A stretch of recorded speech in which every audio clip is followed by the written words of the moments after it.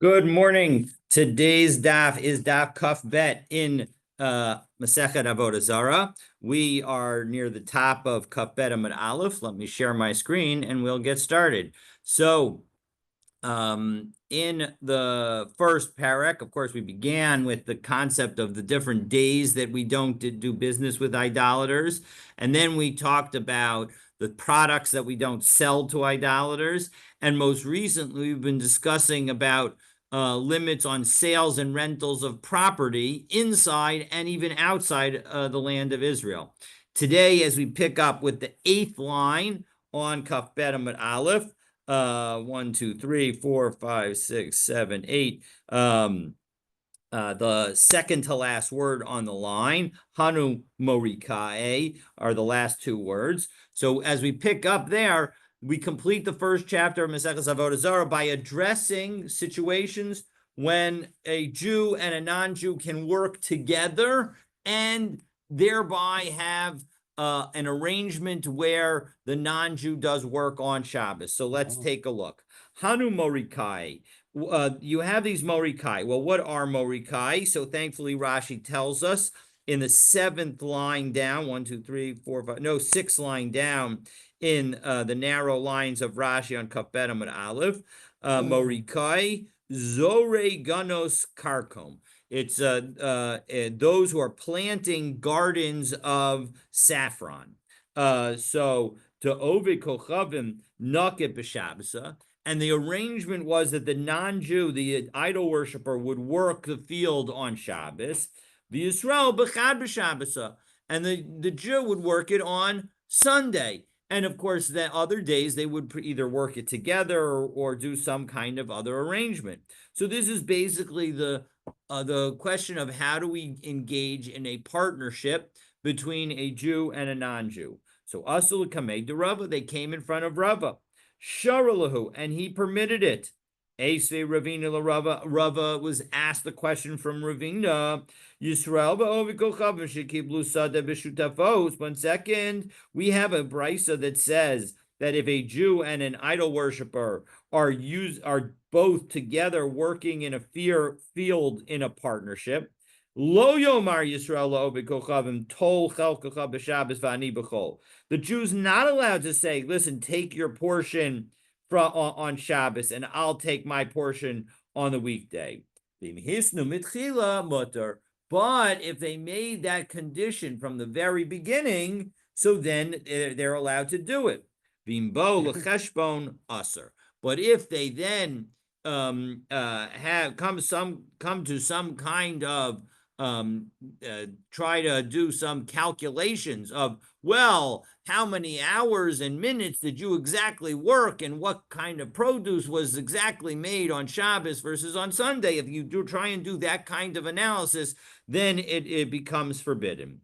So Ikasif, so Rava was embarrassed because when are you allowed to do this, according to this brisa? Only if you had made the decision to do it from the very beginning.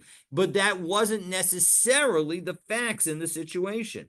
However, L'Sofi Golai Milsa de Hisnu Mi'ikarahavu. But then it was determined that, in fact, that was the original arrangement. And so as a result, Rava had, in fact, come to the right conclusion.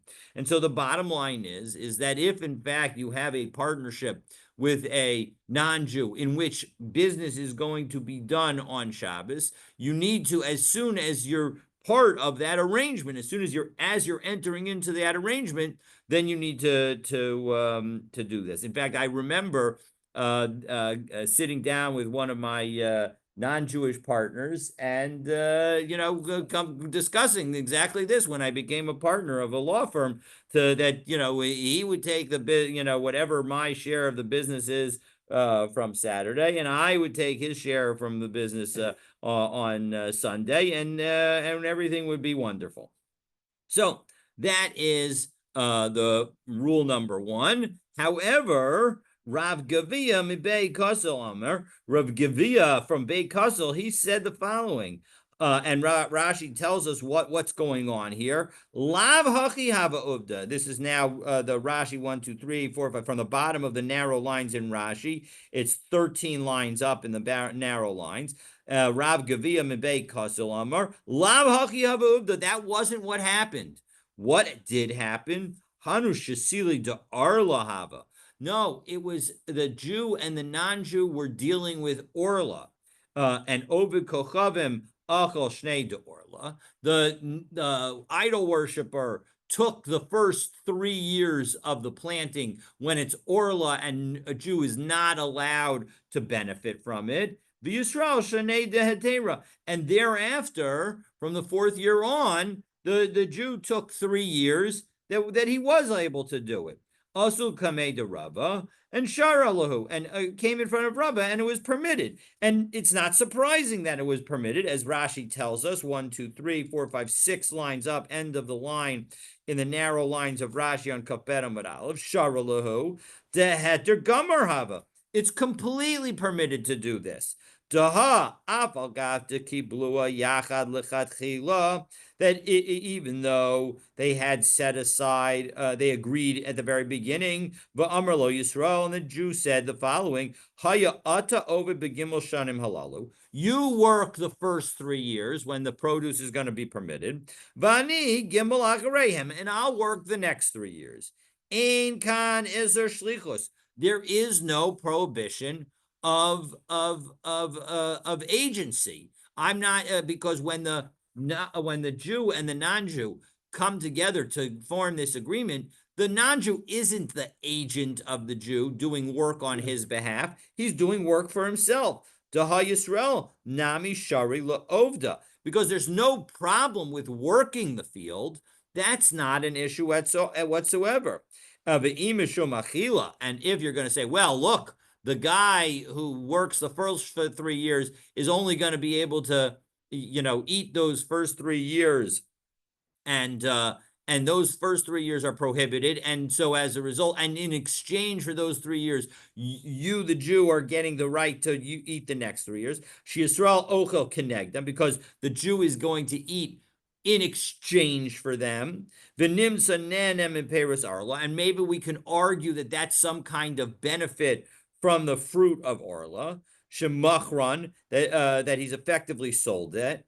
Ein zeh nene. Nope, that's not considered a benefit.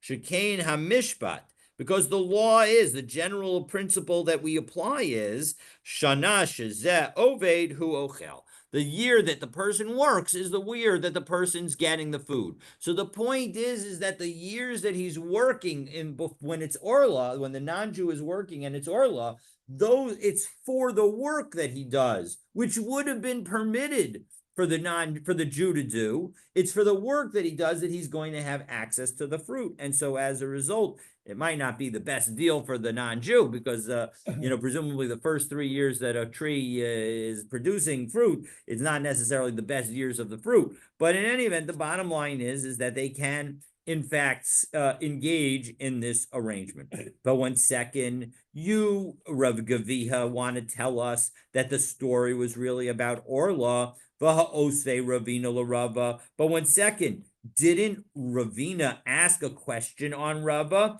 As Rashi tells us, v'ha'osei Ravina, now we're in the 3rd wide line of Rashi, v'im kain, mai tiyuvta gabi Shabbos iser, shlichus b'malacha, masha ein kain ba'orla. How can the citation of this brisa is not contradictory to what Rava ruled in the connection with the Orla case? It's in fact supportive because there's no contradiction, because just because on Shabbos it's prohibited to send a non-Jew to do work for you, that's not the case when it comes to Orla. There's no prohibition on working the tree during the first 3 years. It's only on eating its fruit. So the Gemara says, no, it was to prove him. It was to support him. And how does the Brisa support the Rava's decision? So Rashi tells us, so again, now we're in the start of the 5th wide line of Rashi. Midiketani hitnu lechatchila mutter, from the fact that we say, when with respect to Shabbos, that if you were to have made the condition from the beginning, it would be permitted. Alma kileka iser shlichos, when there is no prohibition of being an agent, the mulacha shari, and so the work is permitted. So then that work is permitted. Va'afal gaf dematya hanal Yisrael, even though it actually ends up being something that the Jew benefits from. V'hu adin la'arla. That's exactly what the story is with Orla. So as a result, just as on Shabbos, we allow an agreement ahead of time to allow the Jew to benefit from the work that was done on Shabbos, so too we allow, because there's nothing wrong with the work with respect to the Orla tree in the first place, we'll allow an arrangement where the Jew and the non-Jew set it up so that the non-Jew does the work for the Orla in the first years, and then the Jew gets the benefit from them in the later years. So that's actually a proof. But 1 second, but we said that Rava was embarrassed by what Ravina challenged. So you want to say that he was bringing a proof, but what about the fact that it seemed like Rava was embarrassed? So lo hayu dvarim ma'olam, that never happened, and so as a result, we have two different alternative understandings of what the story is. Ibailahu stamamai. So, all right, you've told me that if they have an agreement from the beginning, that's going to be okay. But what if they don't have an agreement? What if instead, and maybe if they agreed the other direction, if they said everything is combined and we're all partners on all days, and so then the Jew can't get the benefit from Shabbos, even if later he says, okay, well, now let's change our deal and make it so that you get the benefit on Shabbos and I'll get the benefit on Sunday. But what about Stama? What if they don't say anything about the case? So Tashma, well, let's take a look, because maybe we can use our brisa to prove it. Im hisnu mitchila mutter. The implication of if they set aside, if they make an agreement at the beginning, then it's permitted. What's the implication of that? Hastama asur. If they didn't say anything, it would be prohibited.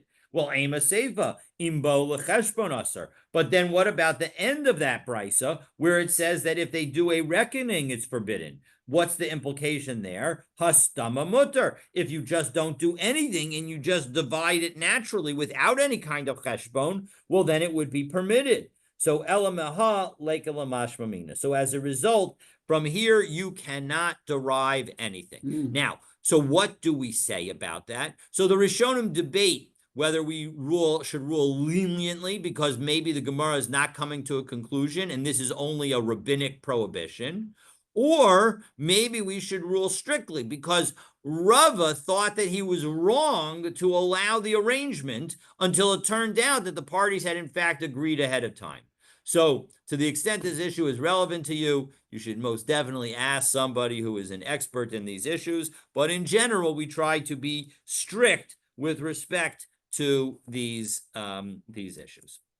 A question arises, and I've noticed this in different places regarding and I've been there, and I've been in restaurants. So the restaurant is owned by whatever, Jew or non, and on the Jew, he sells a shtar mechira, so he sells the restaurant Shabbat. The goy, non-Jew, takes care of it. But how do we certify the kashrut of the product? Because if the Jew isn't involved at all, the non-Jew comes in, something could happen on Shabbat, and the Jew's not, even though he's not taking benefits of it, but that it becomes. I'm always wondered about that kashrut issue. 100%, you're absolutely right. The answer is that we have a concept that first of all, I don't think that you can do it for most kosher organizations. They would not allow you to do it in connection with meat. With meat, you need in general a mashkiach tamidi. Yeah, these restaurants are non-meat. The ones I'm thinking. So with you can do it with meat if it's as well. Again, you still need a mashkiach tamidi. So But let's do with the non-meat situation is the easiest. The non-meat situation, you have somebody being the general rule. So, for example, in connection with the Dunkin' Donuts up in North Riverdale, so there is somebody who is giving that kashrus certification, and they will, on an occasional basis, I can't tell you how frequently, but they certainly have the right to do it as frequently as they want, come in on a Shabbos in order to check to see that everything is working as it's supposed to. So there is supervision even on Shabbos. Now, in connection with how do they pay for that supervision, in general, the payment is a one lump sum. And so as a result, the payment is not specifically for that Shabbos. And so as a result, the same way that our youth leaders are able to work on Shabbos and get paid, it's not actually for the work that they do on Shabbos. They get paid effectively for the work that they do during the rest of the week preparing to be the youth leaders. And so as a result, that the same kind of concept applies there. So the point is that you will have a mashgiach yotzei v'nichnas that goes in and out, so in order to make sure that everything is working according to plan. Even with the meat, you need to have the person there effectively at all times, and so they have to presumably open. The person will go to an early minyan and then go over. And again, same way that we pay our rabbis essentially to do with much of their work is on Shabbos, right? The irony of all ironies is that the person who works the hardest on Shabbos is the rabbi, who really shouldn't be working on Shabbos. But in any event, that's the general principle that will address. Yeah, I'm familiar. I used to get paid as a Balcore, so okay, so exactly, for many years. So exactly, so you should go. All right, so Hadron Alach Livnei Idehen, Hadron Alach Livnei Idehen, Hadron Alach Livnei Idehen. So, but there are other issues. Let's say the fire goes out. That's yeah. Oh, 100%. You has to light the fire, right? Right, So because who's going to light the fire? 100%. That is a very big issue. If that were to happen, then essentially all the food that restaurant would have to serve would either have to be something that could be eaten raw, or something that's not fit for a king's table, right, or cold. So yes, 100%. Okay, so that brings us to the second chapter, which moves us from purchase/sale relationships to other arrangements with idolaters that can be problematic. And we cite the first opening Mishnah is one that we've seen a little bit of previously. So let's take a look and remind ourselves. You shouldn't store your animal with a non-Jew, in their inns, but as here really means a stable. Because we are worried that idolaters would engage in bestiality. And a woman shouldn't be alone with an idolater, because we're worried that he will take advantage of her. And even a regular person shouldn't be alone with them, because we're worried that they'll kill us, because this is of course in a time where that was a real concern.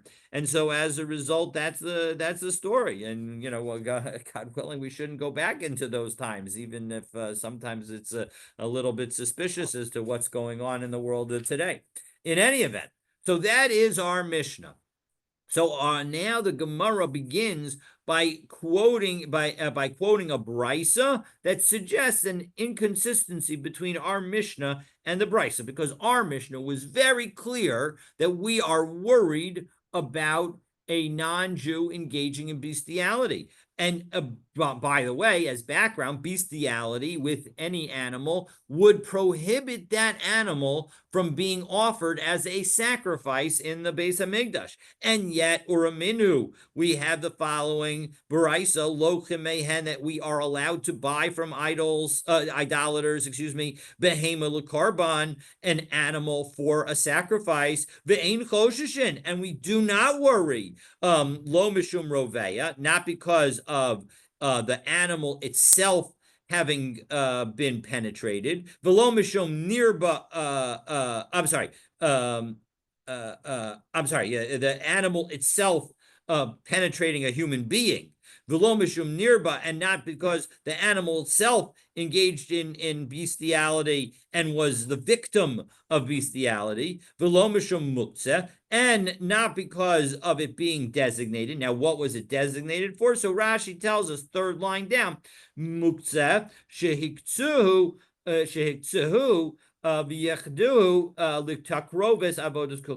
that you set it aside in order to offer it as a sacrifice. Now, it's interesting. Tosfos disagrees, suggests that actually just setting it aside is not enough. So Tosfos says, Muktzeh, perish yachdu l'takroves avodas kochavim umasru l'komrim vehechiluhu karshina avodas kochavim. That in fact, it's not just that you have to have done more than just having set it aside. You would need to have actually given it over. About yichud, great yichud, but setting it aside alone, greida eino klum de'ein hektish la'avodas kochavim kedemashma beparak bes de truma or tzarich loma tamura beparak vav. Bottom line is that elsewhere it suggests that there is no concept of hektish for non-Jews, and so therefore it's not enough to just say it. You have to actually do an action in order for it to be problematic. But in any event, is there a commentary that might say that not that the animal is sacrificed, but that it's worshipped, and it's a common custom in India that cows are sacred. You can't 100%. kill a cow. That's a crime. You can't hit a cow. They wander the streets. 100%. Let's take a look at the next three words of the brisa. So back into the brisa. So we are now 1, 2.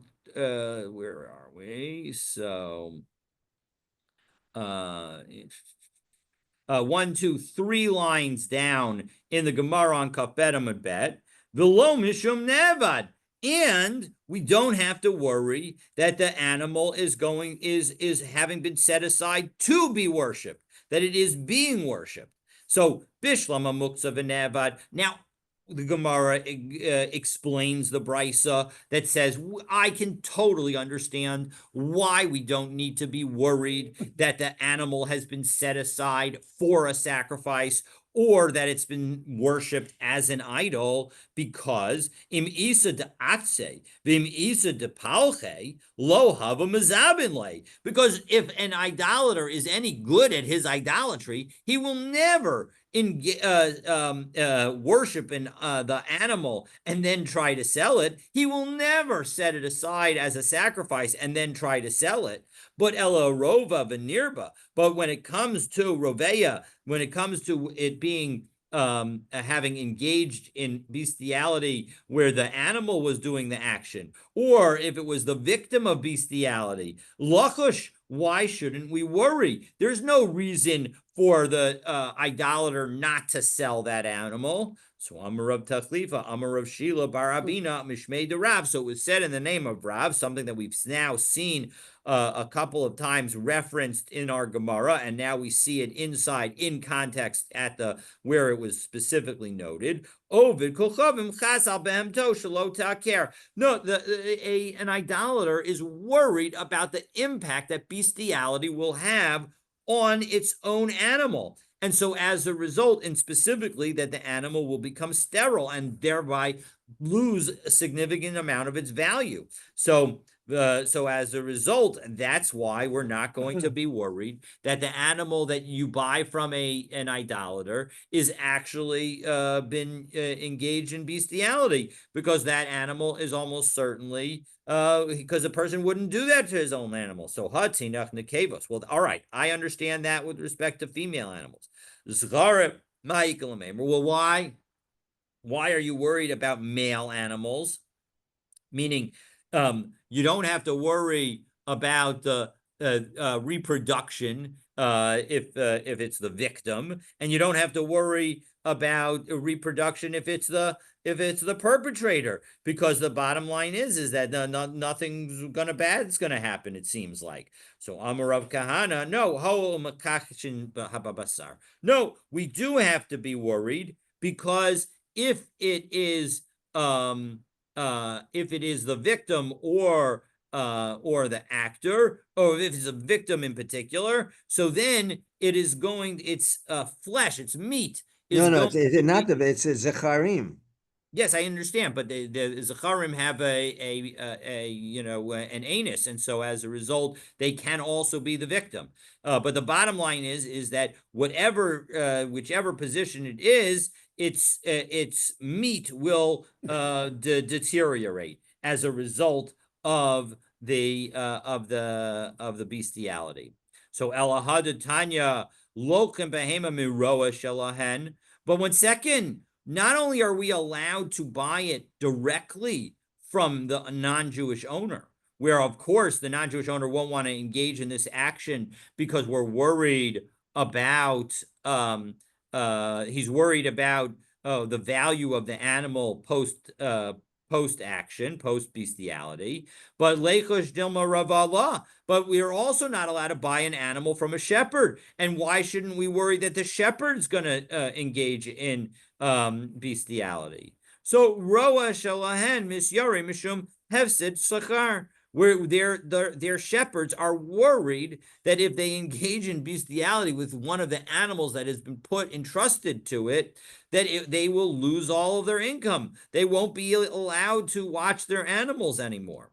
Well, in second, though, you are saying now that there's a reason that we won't suspect shepherds from engaging in bestiality. But but we also have a brisa that says the following: Ein mosen behema leroa shelahen. You can't give your animal to an idolater shepherd. And because what? Why not? Because we're worried that they're gonna engage in bestiality. So lema roa shalahan misyari mishum hefsed scharo. But why shouldn't we be able to do it? Won't the idolater shepherd be worried about losing his profession? So no, not necessarily. In hutiyade bahadade martase.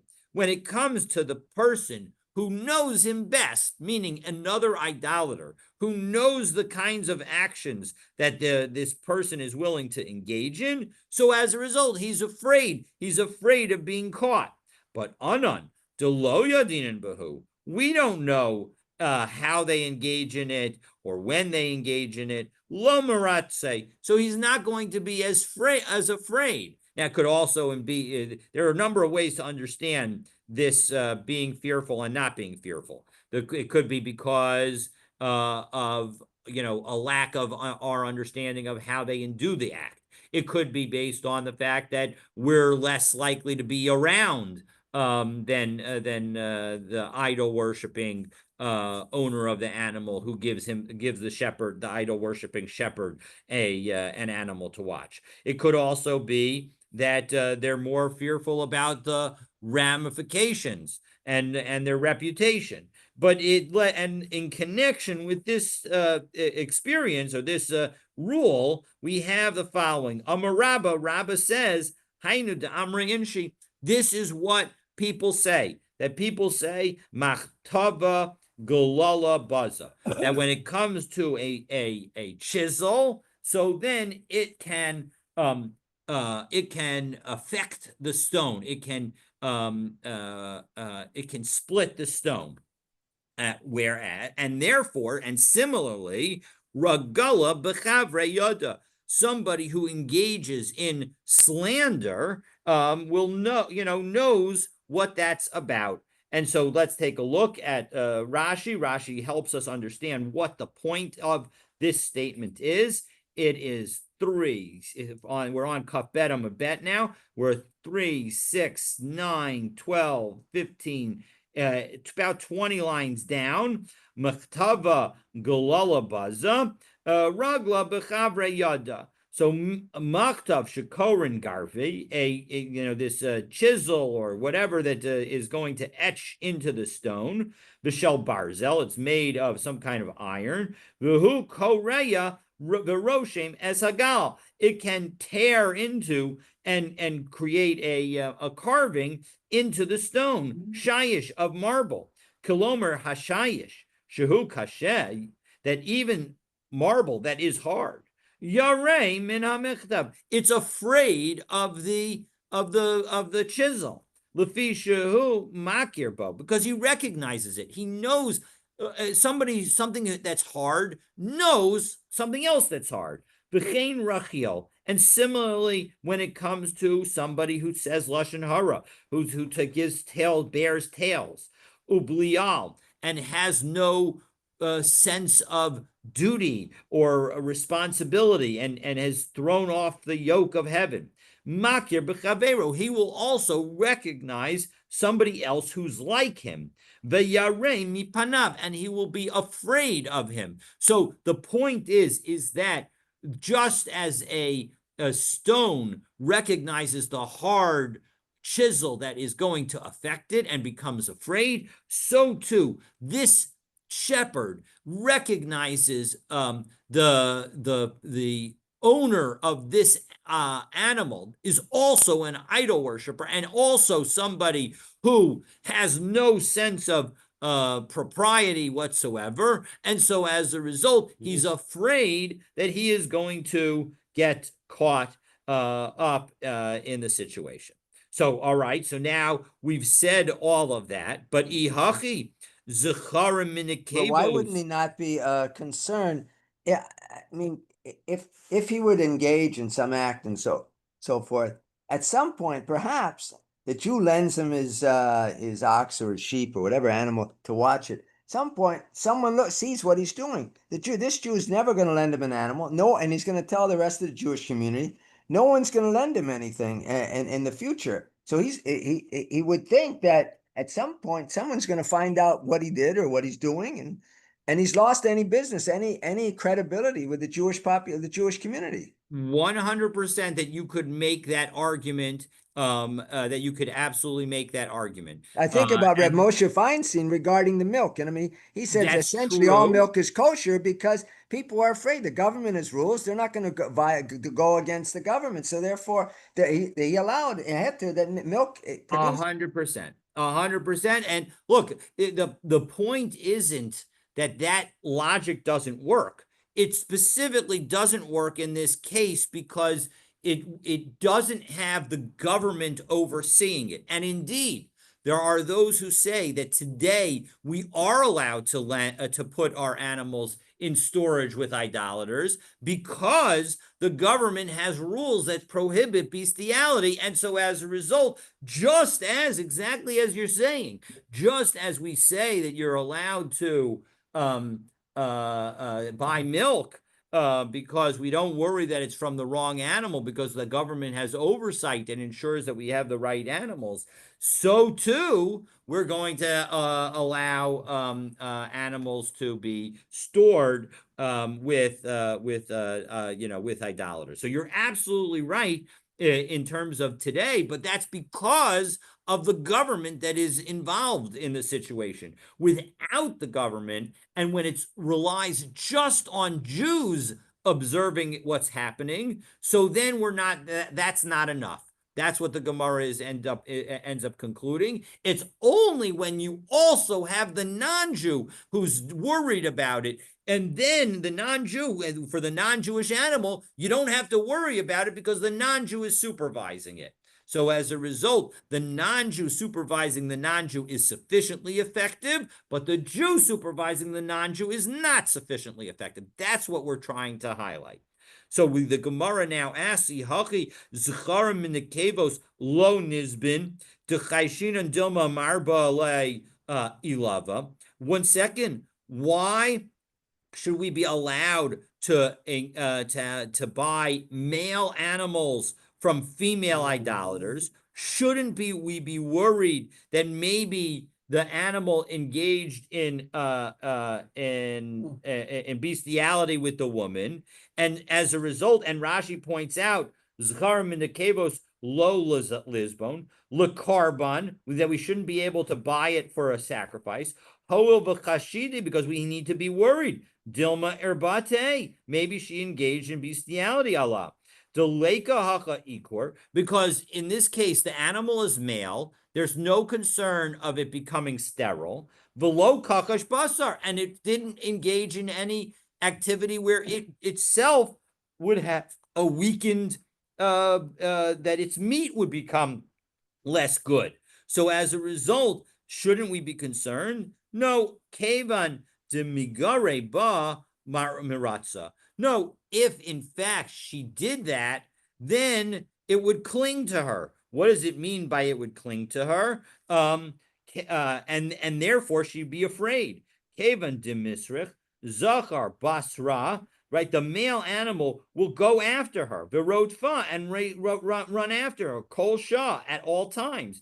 Im tizkak lo, if in fact they engage in this kind of behavior. So mirtasa, and therefore she'd be afraid. Shiavinu b'nei adam b'davar, that people would understand that in fact this is what happened. Gives a new interpretation to Mary had a little lamb. Aval bididan, but when it comes to us, imuk minan la gaba, if we have our animal with her, lo mirtasa, she won't be afraid. Because the animal is only with her for a short time. So as a result, just because she engaged in the inappropriate act doesn't mean that we're going to, the animal's not necessarily going to follow around, because today you had the animal at the inn, tomorrow you'll have the animal somewhere else. You're traveling. And so as a result, it's not going to be a problem. Okay, so Elaha de Tani Rav Yosef. So in second, what about the following? So and this is consistent with the following. So Armatla. So you could leave the animal with this your animal with a Jew could leave his animal with this woman overnight at the Pundaki, but not No, for 2 no, months. the opposite. We can buy the animal from the woman the animal that belongs to the woman. We can buy it from her. But because we're afraid, because she will be afraid that if she engages in bestiality, the animal will follow her around like a puppy dog. And as a result, she'll be discovered as having engaged in bestiality. And so she doesn't want that to be discovered. And so therefore, when it comes to buying an animal from her to be a sacrifice, we're allowed to do that. But when it comes to our animal, and that is going to only be with her temporarily, we won't allow her to watch it, because she won't have that same concern any longer, because the animal is going to be with her only temporarily. Okay, so Elah de Tani Rav Yosef. 1 second, what about the following brisa that was taught by Rav Yosef? Armalta, when it comes to a widow, lo to Rabbi Kalba, she shouldn't raise a dog. V'lo tashre barba be Rav Ushpiza, and she shouldn't put up a rabbinical student. So Bishlama Barbe Rav, it's understandable why she shouldn't put up a rabbinical student. Tzniel, because of course, if they engage in inappropriate behavior, he's not going to tell anybody, and she's not going to tell anybody, and so as a result, we have to be worried that maybe they'll engage in inappropriate behavior.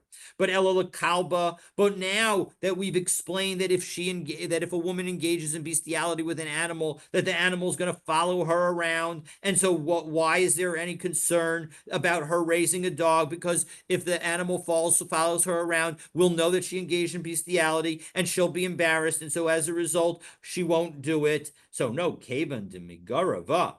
maratza. No, right, and Ella Kalaba, right? So when it comes to the dog, since in fact it's going to cling to her and follow her around, maratza, she'll be afraid, and so maybe she won't engage in that bestiality. So why did Rav Yosef teach a brisa that says that that a widow's not allowed to raise a dog?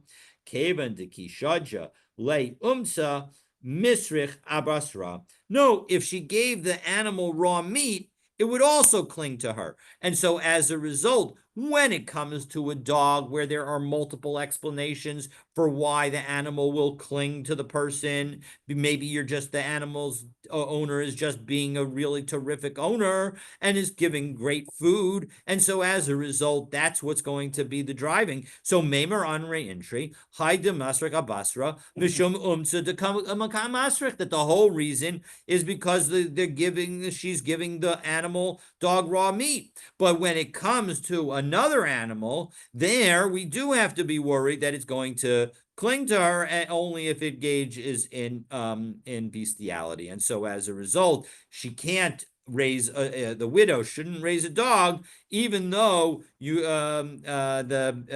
because we're worried about engaging in bestiality, even though bestiality will result in the animal following the person around, because we'll have another explanation for that following around, namely that she's very generous with her raw meat.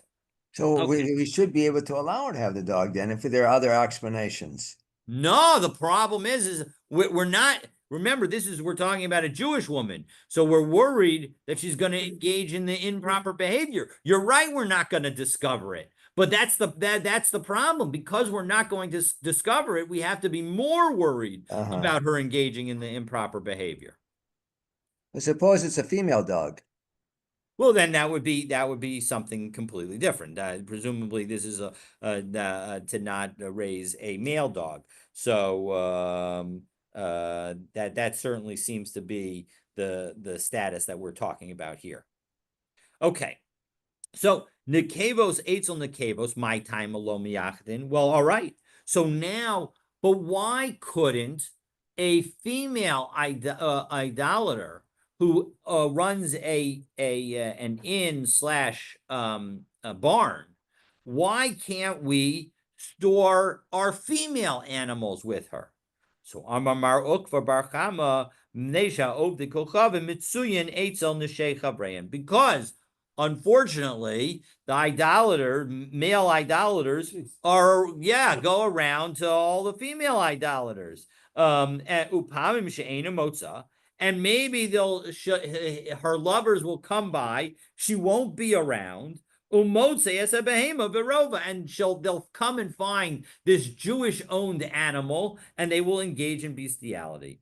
And you can even say, not only are they that bad, but afilu motza nami rova. But even if they do find her, they'll still engage in the bestiality. Amar mar, as it said, chaviva alein behemdim shal Yisrael yoser min, that they actually prefer Jewish animals to their own wives. Because again, based on the nature of being something that's prohibited to them, and people are always drawn to things that are prohibited to them, and so as a result, they would prefer them to their own wives. Damar Rabbi Yochanan, Bisha Shebanachash al Chava Hetil Ba Zuama. That when the Nachash, from a midrashic level, when the snake tempted Chava with the fruit of the Eitz Hadas, he also tempted her seduced her, and so as a result, at that moment, that desire for bestiality entered the human race. Well, Ihachi Yisrael Nami. Well, one second, if it entered the human race at the time of Adam and Chava, well, then it should be there for all the Jews as well. Ooh. So how do we explain that it's not there for the Jews? So Yisrael Sha'amdu al Har Sinai Paska Zuhumasam, that at the time that the Jewish people stood at Har Sinai, that's when it concluded. And Ovdei Kochavim Shalo Amdu al Har Sinai Lo Paska Zuhumasam. But when it comes to the idol worshippers, they did not stand at Har Sinai, and so as a result, they still have this internal desire for this behavior. Tosos And asked. so with a convert, and what about with a go? You're thinking like a Tosos. So let's take a look at the last Tosos on the page. Ovdei kolchavim shelo amdu al har Sinai. Venira degerim, and this is actually the Rishonim or later Rishonim are puzzled by this Tosos because he doesn't quote the Gemara in Shabbos that specifically notes this fact. But in any event, Tosos sort of says it in his own opinion rather than by citing a Gemara elsewhere. But in any event, what does he say? Venira, it appears, degerim nami de paskazuma sam, that they also had this desire end for them. Hainu mishum de afagav de inu lo havum, that even though that they themselves were not at Har Sinai, mazlaihu havu. Their mazel was there. So what does it mean by their mazel? So the simplest understanding is the mazel is essentially your personal angel. And so as a result, even if they, quote unquote, their neshama might not have been there. I mean, or we could say, on some level, it's the something that's associated with their neshama. But in any event, that the Gemara is effectively, Tosfos here is effectively answering that question. And again, this is also consistent with the Gemara. Again, I think it's in Masechet Shabbos, Daf Kuf Mem Vav, that in fact we say something very similar there. And the point is that in fact we say that idolaters who convert were effectively at Har Sinai with the Jewish people. And so far we have been discussing domesticated animals. What about birds? So do we these concerns about bestiality still apply? Well, for that, stay tuned for tomorrow's daf. Wishing everybody a wonderful, wonderful day. Have a good day, and I'll look forward to seeing you tomorrow.